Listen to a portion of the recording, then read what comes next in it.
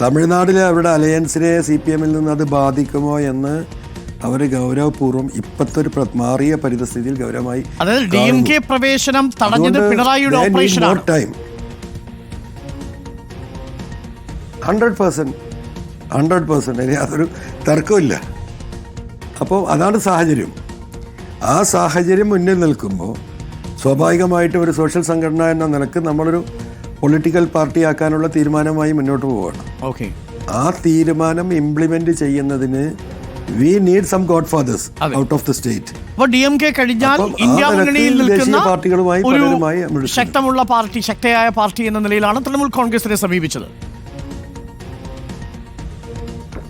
അല്ല, തൃണമൂൽ മാത്രമല്ല, നമ്മളിപ്പോ 3-4 പാർട്ടി നമ്മളുമായിട്ട് അന്നേ കോണ്ടാക്റ്റിലുണ്ടായിരുന്നു.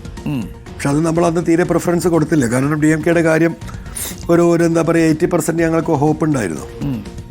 അപ്പം ആ ഭാഗം ഇനിയും അവർ വെയിറ്റ് ചെയ്യാനാണ് പറയുന്നത്. പക്ഷെ നമുക്ക് അങ്ങനെ വെയിറ്റ് ചെയ്ത് ഈ രാഷ്ട്രീയം മുന്നോട്ട് കൊണ്ടുപോകാൻ പറ്റില്ല. കാരണം പഞ്ചായത്ത് തിരഞ്ഞെടുപ്പ് വരാൻ പോവുകയാണ്. അപ്പോഴേക്കും നിയമസഭാ തിരഞ്ഞെടുപ്പ് വരികയാണ്. സ്റ്റേറ്റിൽ മുഴുവൻ ഈ പാർട്ടി ഉണ്ടാക്കാൻ ഞങ്ങൾ കുറച്ച് സമരങ്ങൾ പ്രഖ്യാപിച്ചിട്ടുണ്ട്. ആ സമര ജാഥകൾ നടത്തേണ്ടതുണ്ട്. അപ്പോൾ ടൈം ഈസ് വെരി ക്രൂഷ്യൽ. അപ്പോൾ സെക്യുലറായിട്ട് നമ്മളെ സപ്പോർട്ട് ചെയ്യാൻ പറ്റുന്നത്, നമ്മൾ സെക്യുലർ മനോഭാവം, anti RSS, anti BJP, anti fascism, അതിന് ശക്തമായ നിലപാടെടുക്കുന്ന ലീഡേഴ്സിനെ മാത്രമാണ് നമ്മൾ തിരയുന്നത്. അതിൽ ഇപ്പം ഈ പറയുന്നത് പോലെ ഈ പറയുന്ന തൃണമൂല് അവർ ആൻറ്റി കമ്മ്യൂണിസ്റ്റ് കൂടിയാണ്.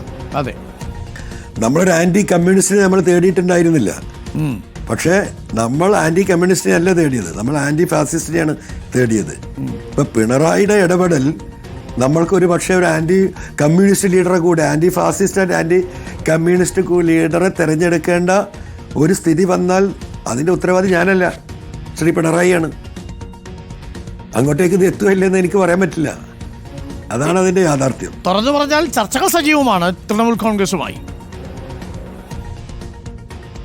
അല്ല, നമ്മൾ 3-4 ആംഗിളിൽ നമ്മൾ സംസാരിക്കുന്നുണ്ടായിരുന്നു. ഉള്ള കാര്യം പറയാമല്ലോ. അത് നമ്മൾ ചില പ്രപ്പോസലുകൾ കൊടുത്തിട്ടുണ്ട്.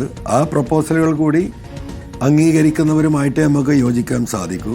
ആ പ്രപ്പോസലുകൾ പൂർണ്ണമായും അംഗീകരിക്കാൻ കഴിയുന്നില്ലെങ്കിൽ നമ്മൾ കേരള ഡെമോക്രാറ്റിക് മൂവ്മെന്റ് ഓഫ് കേരളയെ ഒരു പൊളിറ്റിക്കൽ പാർട്ടിയായിട്ട് നമ്മൾ രജിസ്റ്റർ ചെയ്തിട്ട് അതിശക്തമായിട്ട് നമ്മൾ മുന്നോട്ട്. അതായത് ഇനി ആരുമായും നമ്മുടെ പ്രപ്പോസൽ മറ്റൊരു പാർട്ടി അംഗീകരിച്ചില്ലെങ്കിലും സ്വന്തമായിട്ടൊരു പാർട്ടിയായി തന്നെ DMK നിൽക്കും. തീർച്ചയായിട്ടും. കാരണം നമ്മൾ കൊടുത്ത പ്രപ്പോസൽ അത്ര ഈസി ആയിട്ട് അംഗീകരിക്കാൻ പറ്റുന്നതല്ല, ഞങ്ങൾക്ക് തന്നെ അറിയാതെ. ആ കൊടുത്തിരിക്കുന്ന പ്രപ്പോസലുകൾ അംഗീകരിക്കുകയാണെങ്കിൽ കേരളത്തിലെ ജനങ്ങൾക്കും DMK-ക്കും അതുകൊണ്ട് ബെനിഫിറ്റ് ഉള്ളൂ. അപ്പോൾ ബെനിഫിറ്റ് ഇല്ലാത്ത ഒരു അലയൻസിൽ ഒരാളുമായിട്ട് ഞങ്ങൾ പോകില്ല. അതിൽ നല്ലത് ഞങ്ങൾ ഒറ്റയ്ക്ക് അധ്വാനിച്ച് കാര്യങ്ങൾ മുന്നോട്ട് കൊണ്ടുപോകാൻ കേരളത്തിലെ DMK-യുടെ പ്രവർത്തകർ തയ്യാറാണ്. അതായത് DMK-യുടെ ആശയത്തോട് മറ്റ് കക്ഷികൾ ഐക്യപ്പെടുന്നില്ലെങ്കിൽ സഖ്യമില്ലാതെ ഒറ്റയ്ക്ക് നിൽക്കും. തീർച്ചയായിട്ടും വളരെ തന്നെയാണ് തീരുമാനം. ആളുകൾ റെഡിയാണ്. ഓക്കെ, അപ്പോൾ ഈ സ്റ്റാലിനുമായിട്ട് എപ്പോഴെങ്കിലും കണ്ടിരുന്നോ ശ്രീ PV അൻവർ? അല്ല, അതൊക്കെ കഴിഞ്ഞു പോയില്ലേ. എന്താ പറയാ, ചാപ്റ്റർ ക്ലോസ്ഡ് ആയി. അതിലേക്ക് കയറണ്ടല്ലോ. ഓക്കെ, അപ്പോ ക്ലോസ്ഡ് ആക്കിയതാണ്. ബംഗാളിയൊക്കെ അറിയാമോ ശ്രീ PV അൻവറിന്? നമ്മളല്ല ക്ലോസ് ചെയ്ത്. എങ്ങനെ ബംഗാളി ലാംഗ്വേജ് ഒക്കെ അറിയുമെന്ന് ചോദിച്ചത് PV അൻവർ പഠിച്ചുകൊണ്ടിരിക്കുകയാണ് ഇന്റർനെറ്റ് വഴി.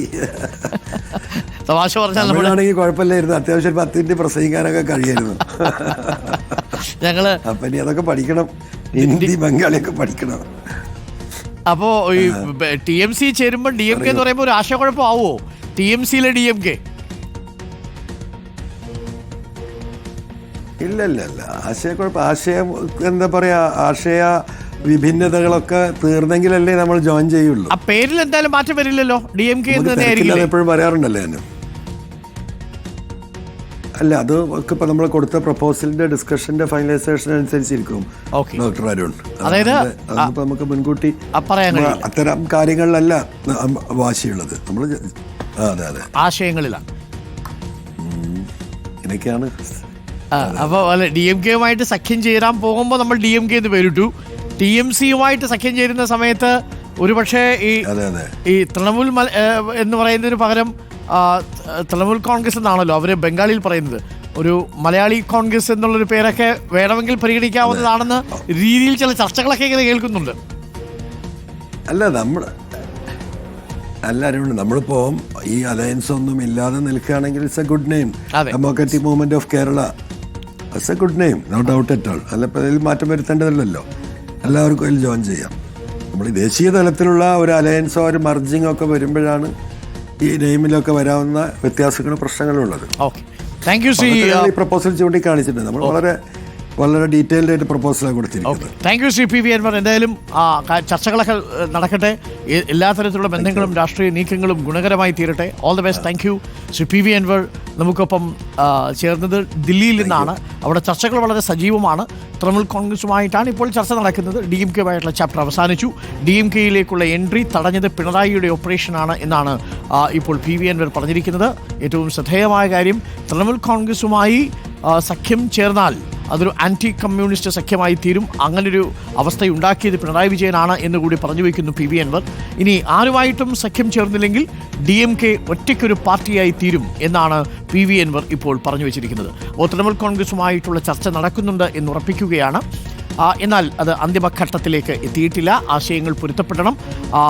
പ്രപ്പോസൽ കൊടുത്തു, ചർച്ചകൾ നടക്കുന്നു. ചർച്ചകൾ നടന്നാൽ ഒരു പക്ഷേ TMC-യിലേക്ക് ചേർന്നാൽ പേര് പോലും മാറാനിടയുണ്ട് എന്നുകൂടി PV അൻവർ പറഞ്ഞു വയ്ക്കുന്നു.